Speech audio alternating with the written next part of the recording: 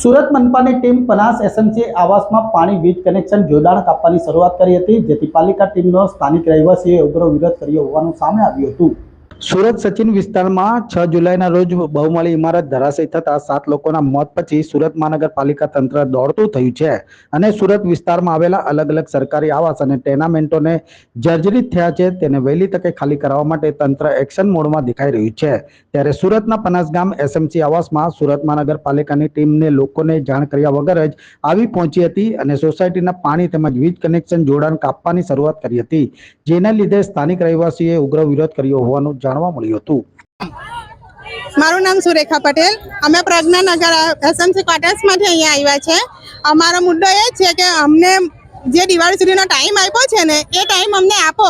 જે કહે છે ને કે મહિનામાં ખાલી કરી નાખો, તો નહીં પોસિબલ જ નથી કે અમે નીકળી શકીએ અહીંયાથી। એટલે અમે જ્યાં સુધી અમને ઘરના ભાડું ને બધું પરફેક્ટ અમને લેખિત નહીં આપે ત્યાં સુધી અમે ઘર ખાલી નથી કરવાના અને અમને ટાઈમ આપી દેવો દિવાળી સુધીનો। આજે એસએમસી શું કરવા આવ્યો તમારે? એ લાઈન ને બધું કટિંગ કરવા આવેલા હતા। અમે પ્રજ્ઞાનગર એસએમસી ક્વાર્ટર્સ પનાસ ગામની સામે। પરિવારો ત્યાં રહે છે? અમારા 720 ની મકાન છે। બરાબર, કઈ જગ્યાએ આવ્યો છો? અમે ઉમરાનગર પોલીસ સ્ટેશન। શું રજૂઆત છે? અમારી રજૂઆત એ હતી કે જે નળ લાઈન ને કટ કરવા આવેલા હતા એ લોકોને અમે રોક્યા કે સાહેબ માટે અમને વાત કરી લે, ડાયરેક્ટ તમે બધું નહીં કરો। એ વાતમાં અમારી વાતની ચર્ચા ચાલતી હતી અને પેલા લોકો નળ કટ ને એવું કરતા હતા। એમાં અમે રોકવામાં અમારી હાટાફાઈ થઈ, એમાં અમારા છોકરાઓને વધારે નુકસાન થયું છે।